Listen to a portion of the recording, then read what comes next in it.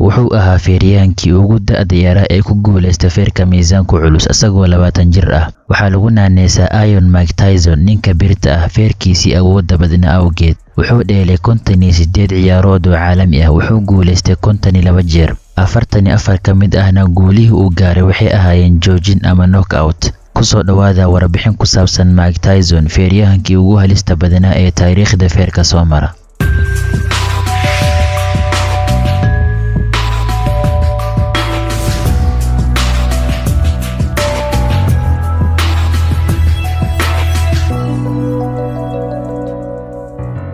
I was going to rip his heart out. I'm the best ever. I'm the most brutal and vicious and most ruthless champion there's ever been. There's no one can stop me. Lynx is a conqueror. No, I'm Alexander. He's no Alexander. I'm the best ever. There's never been anybody ruthless. I'm Sonny Liston. I'm Jack Dempsey. There's no one like me. I'm from Nairclaw. There's no one that can match me. My style is impetuous. My defense is impregnable. And I'm just ferocious. I want your heart. I want to eat his children. Praise be to Allah. Mike Tyson wuxuu ku dhashay magaalada New York bishii June sanadkii 1960. Wuxuu ahaa feeriyaan aad u xoog badan, asagoo aad u da'yar buu ku soo baxay nin awood leh. Qaab dhismeedka jirkiisa iyo murqihiisa ayaa markii dambe soo jiitay tababariye haleega ah ninka lagu magacaabi jiray Kasdometov, kaasoo Mike Tyson ka dhigay feeriyaan halis ah. Mike Tyson wuxuu jaraanjarada guusha fuulay intuu ku hoos jiray tababaraha Kasdometov, asagoo ku guuleystay biladooyin. Bishii Maaj sanadkii 1985 ayay ahayd markii ugu horeysay ee Mike Tyson bilaabay ciyaarista feerka. Waxayna ciyaartiisii ugu horeysay noqotay mid ku soo dhamaatay si guul ah, asagoo feeriyaankii ka soo horjeeday kaga guuleystay wareegga koobaad ee ciyaarta. Tyson awoodiisa degdeg ah iyo difaaca la yaabka leh ayaa cabsi gelin jirtay feeriyaanada isaga ka soo horjeeda, kuwaasoo inta badan ka baqay inay ku dhuftaan, taasoo keentay naanaysta Iron Mike ama ninka birta ah.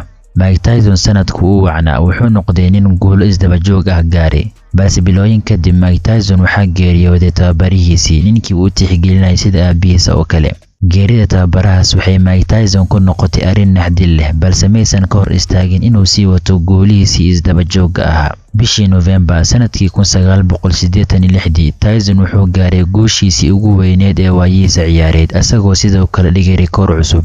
Wuxuu noqday feeriyaankii ugu da'da yara ee ku guuleystay horyaalka adduunka ee feerka miisaanku culus asagoo 20 jir ah. Tyson guulihiisii isdaba joogga ah maysan ku joogsanin halkaas, wuxuu sunkiisii difaacday 9 mar. Tyson wuxuu dhigay iskooro caalami ah, feeriyahan walba ee ka soo horjeeda wuxuu ahaa mid uga guuleystay joojin ama knockout iyadoo ciyaartu aysan dhammaanin.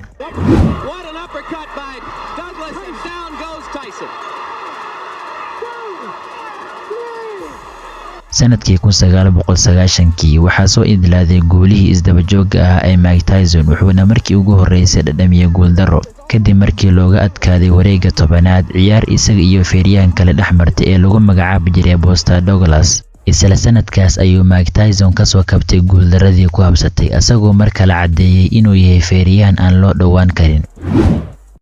bishii July sanadkii 1991 Tyson waxaa lagu soo eedeeyay inuu faraxumeeyay gabar madow ah oo 18 sano jir ahayd oo lagu magacaabi jiray Dizia Washington.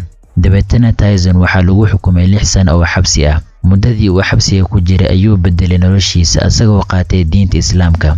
wuxuu ogaaday in diinta Islaamku tan kaliya ay ka saari karto dhibaatada uu ku jiro. markuu xabsiga ka soo baxay wuxuu iclaamiyay inuu qaatay diinta Islaamka asagoo la baxay Mike Tyson.